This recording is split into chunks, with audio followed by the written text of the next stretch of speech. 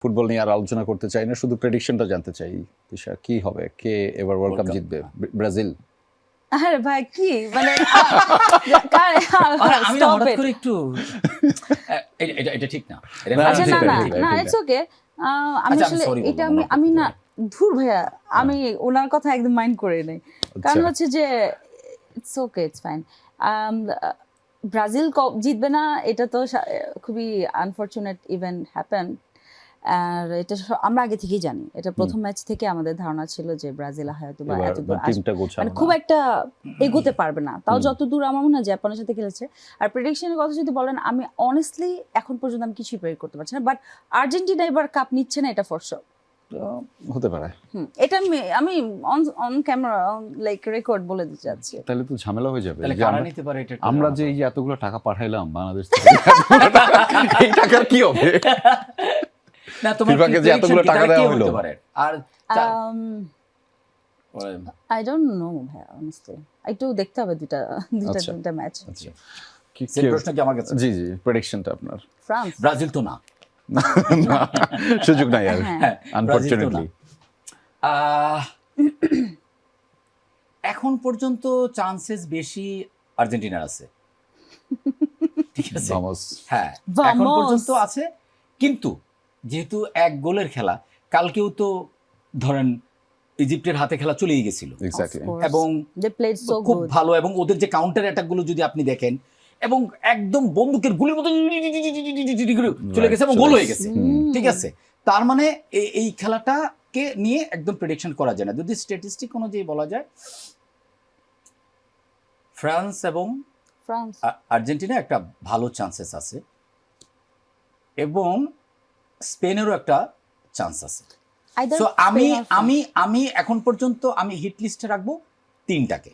আচ্ছা, দেখা যাক। আর্জেন্টিনা, ফ্রান্স এবং আর্জেন্টিনা করতে পারে ওই যে এরকম রেফারি যদি থাকে তাহলে হইতে পারে। এখন আর্জেন্টিনা একটা সুবিধা আছে, সুবিধাটা কি জানো? নেক্সট আর্জেন্টিনা খেলা কার সাথে? সুইজারল্যান্ডের সাথে। ঠিক আছে, রাইট। সুইজারল্যান্ডের সাথে যে খেলাটা, আমি খেলার এত বুদ্ধা না, কিন্তু যেহেতু নিজেও টুকিটাকি ফুটবল খেলি এবং একটু খোঁজ খবর রাখি, দেখি, ওই জায়গা থেকে আর্জেন্টিনার প্রথম ধাপটা কোয়ার্টার ফাইনালের হয়তো বা একটু সুবিধাজনক জায়গায় যেতে পারে, রাইট? ঠিক আছে, তার মানে পড়ে গেল হলো সেমিফাইনাল। তো সেমিফাইনাল কার সাথে পড়বে? এইটা ইংল্যান্ড অথবা নরওয়ের সাথে। এক্স্যাক্টলি। তো ইংল্যান্ড এবং নরওয়ের সাথে যদি পড়ে, দুইটা দলের সাথেই তো পড়তে পারে। যদি সুইজারল্যান্ডের সাথে জিতে যায়, তাহলে নরওয়ের সাথে যদি পড়ে, এইখানে একটা আমি বলবো যে 40-60 চান্সেস থাকে। খেলা নিয়ে আমরা কিছু কাজকর্ম এক্স্যাক্টলি। সো ওয়ার্ল্ড কাপ ভাইবটা চলছে, যেটা বলা হচ্ছে যে পুরো বিশ্বই একটা ওয়ার্ল্ড কাপ ভাইব চলছে। সেই ওয়ার্ল্ড কাপ ভাইবের মধ্যে আসলে আমাদের সাপোর্টাররা যেমন আসলে এর বাইরে নাই, আমাদের শিল্পীরাও আসলে এর বাইরে নাই, এবং আপনাদের সেটি নিয়ে একটা কাজ, এবং সেটিও সোশ্যাল মিডিয়াতে ইতিমধ্যে বা স্ক্রিনে দেখতে পাওয়া যাচ্ছে, আপকামিংও আছে। সো কাজগুলো যদি একটু ছোট করে বলতেন। আমি দুটো কাজ করেছি ফুটবল নিয়েই। একটা তো আমি আর তিশাই ছিলাম আর্জেন্টিনা তারেক মোহাম্মদ হাসান পরিচালনায়। আর ওটা সবচেয়ে বেস্ট পার্ট হচ্ছে, বা অন্যান্য কাজ বলবো না কেমন হয়েছে বা কি, এটা অনেক ডিফারেন্ট, কারণ এখানে হচ্ছে আমাদের বাংলাদেশ জাতীয় দলের ফুটবল যে ক্যাপ্টেন জামাল ভুঁইয়া, উনি হচ্ছে ফিকশনে ফর দ্য ফার্স্ট টাইম উনি অ্যাক্টিং করেছে। So it was a very interesting experience for everyone, মানে আমাদের সবার জন্য অনেক মজার একটা experience. And he was my husband. হ্যাঁ, তো যেহেতু ফিকশন, না ফিকশনাল হাজব্যান্ড, সো আপনি আমার হাজব্যান্ডের ক্যারেক্টার প্লে করছেন ভাইয়া। সো হচ্ছে যে ফিকশনাল হাজব্যান্ড, সে তো বাংলা বলতে পারে না, বুঝে না, তো তাকে একটা ডায়লগ বলে ভাবে করে বলা হয়েছে, তো ওভাবে আমরা কাজটা করেছি। He is a very nice person, মানে কি আছে সেটাতে, মানুষজন কেন দেখবে? এখানে আছে যে ব্রাজিল একটু আগ পর্যন্ত, আমরা হাইড্রেশন ব্রেকে যাওয়ার আগ পর্যন্ত যেটা আপনারা খুব চেষ্টা করলেন, হ্যাঁ, ব্রাজিলকে একদম ধুয়ে দেওয়ার জন্য। তো আমি কালো পড়েছি তো আসলে অন্য কারণে। আজকে আমার মনে হচ্ছিল আপনার মন খারাপের জন্য আমি কালো পরে আসছি। খুব ভালো, কালকে আমরা জিতে গেছি। সো মানে অ্যাট লিস্ট একটা জায়গা থেকে তো আগানো, যে ব্রাজিল যেন না বলতে পারে যে আমরা সেম জায়গা থেকে বিদায় দিচ্ছি, তুমি একদিন আগে আর পরে। দেখেন যেটা ভালো মনে তো হয়। আমরা প্রোডাকশন নিয়ে যেটা বলছিলাম সেটা সো আমরা যেটা বলছিলাম যে আমরা ব্রাজিলিয়ান ক্লাবে আরো অনেকেই কাজ করেছে। রোমেল ভাই ছিলেন, শহীদুল নবী, লামিম আলাম, তারপর হচ্ছে আরো জীবন ভাইয়া, আরো হচ্ছে আরো অনেকে গাজী, জাভেদ গাজী, অনেকে। তো না আমরা কেন দেখবো এটা, মানে এটা ট্রলের জন্য নাকি ফুটবলটাকে উপভোগ করার জন্য নাকি এই ভাইবটাকে বোঝার জন্য? সিন্স এটা ওই যে বললাম ডিফারেন্ট, সবচাইতে অন্যান্য প্রোডাকশনের চাইতে ডিফারেন্ট, কারণ ওখানে হচ্ছে আমাদের জাতীয় দলের ফুটবলের captain for the for the first time সে ফিকশনে অ্যাক্টিং করেছে। তো কেমন অ্যাক্টিং করলো বা how was the total thing and everything, সবাই জানে যেহেতু উনি বাংলাটা বলতে পারে না, সেই জায়গা থেকে এই ভাঙা ভাঙা বাংলা শুনতে হলে আপনাদেরকে দেখতে হবে ব্রাজিলিয়ান ক্লাব। মানে পুরো ফিকশনের মধ্যে একটা কিউট ব্যাপার আছে। আমি জানি না যে এটা আসলে এক্সিকিউশনের পরে আসলে কি হয়, বাট আমরা যখন শুটিং করলাম এতটা এক্সপেকটেশন নিয়েও যাই নাই, বাট পরে মনে হয়েছে যে না, এটা একটা পসিবিলিটি আছে ওইখানে। এটা চালু হয়ে গেছে, মানে চলছে না না এখনো মনে হয় আইস্ক্রিনে যাবে, এটা চ্যানেল আইতেও যাবে। সো এইটা একটা মানে আমাদের মানে ওর সাথে জামালের সাথে তোমারও তো অনেক সিন ছিল, ওর সাথে আমার সিন ছিল, আমার হাজবেন্ড তো হ্যাঁ, তো আমাদেরও অনেক সিন ছিল। তো এগুলো যেটা হয়েছে যে আমি খুব এনজয় করছি, আর ও অ্যাজ এ পার্সন খুব ভালো মানুষ।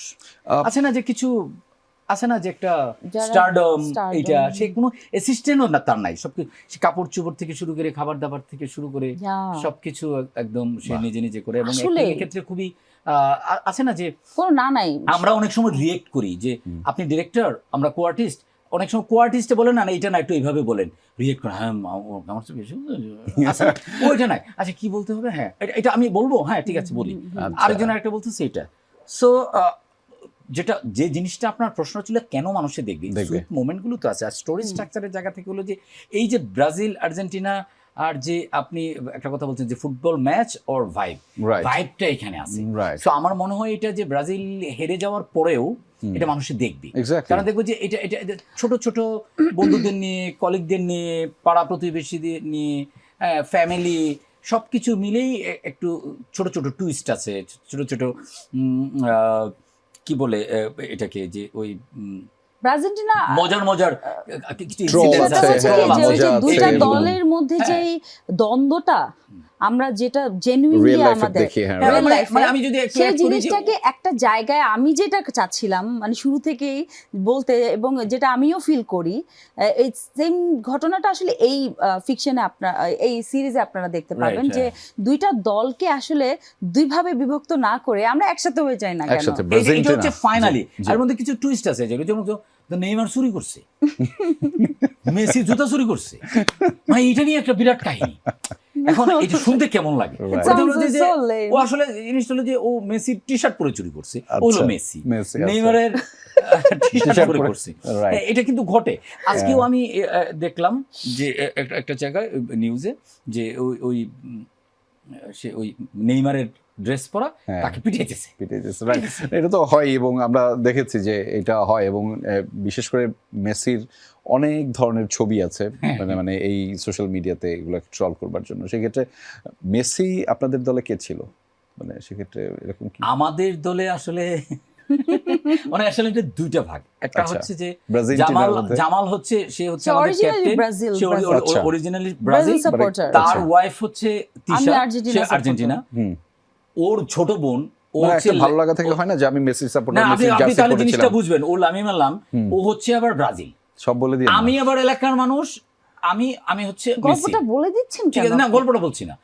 আবার রোমেল ও হচ্ছে ব্রাজিল, আমাদের দুইজনের আবার আমার ইন্টারাকশন হলো এর দিকে যে ও যেহেতু আর্জেন্টিনা, ফোকাস হলো আবার ওর বোনের দিকে, ঠিক আছে। তো এটা কিন্তু আবার একটা এখানে আবার কিছু প্যাচ আছে আর কি, যে দুইজনই ব্রাজিল আর্জেন্টিনা, কিন্তু টার্গেট হচ্ছে লং পাস, হ্যাঁ long pass that girl. Oh my god, হ্যাঁ